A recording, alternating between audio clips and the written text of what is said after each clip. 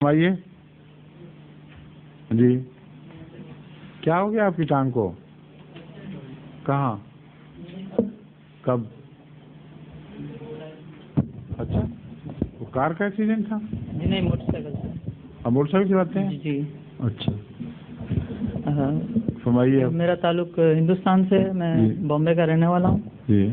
حضور نے کچھ دیر پہلے فرمایا تھا کہ کچھ مسلمانوں کے جو سیکٹس ہیں جو حضرت ابوبکر صدیق کو منافقوں کا سردار کہتے ہیں، ٹھیک ہے، وہ کس بنا پر اور کس بنا پر؟ کیا مطلب؟ یعنی وہ کس بنا پر ایسا کہتے ہیں؟ آپ کو پتہ ہی نہیں ابھی تک؟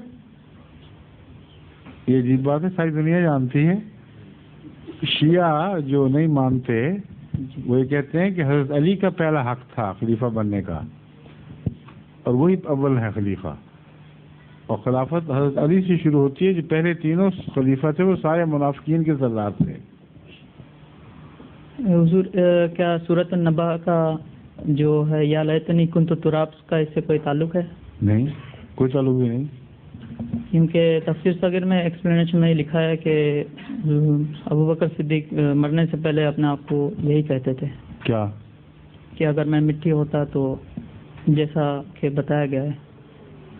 جو قرآن کریم کی آیات ہیں وہ کسی ایک شخص سے خاص نہیں، نہ اس پر محدود ہیں، اس لیے مجھے نہیں پتا آپ نے کیا پڑھا ہے اور کیا لکھا گیا وہاں، لیکن یہ کہنا کہ نعوذ باللہ من ذالک لو کنت ترابا والی آیت حضرت ابو بکر کے متعلق ہے اور وہیں ختم ہو جاتی ہے، بالکل غلط ہے، میں اس کو تسلیم نہیں کرتا۔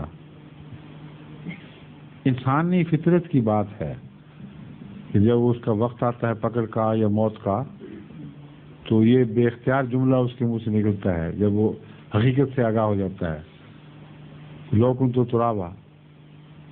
اور لفظ تراب کے تو کئی استعمال ہوئے، شیعہ نے حضرت علی کو ابو تراب نہیں کہتے، ہاں؟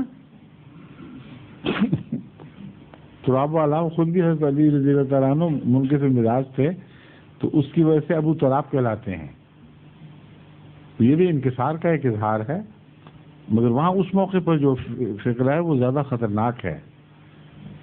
وہاں تو نعوذ باللہ من ذالک منکرین اور کفار کے متعلق آتا ہے کہ جب وہ اپنا انجام دیکھیں گے تو وہ کہیں گے لو کنت ترابا۔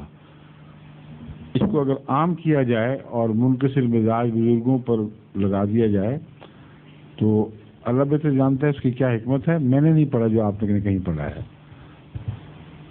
سمجھ گئے؟ شکریہ۔ ظہور مہدی آخر زمان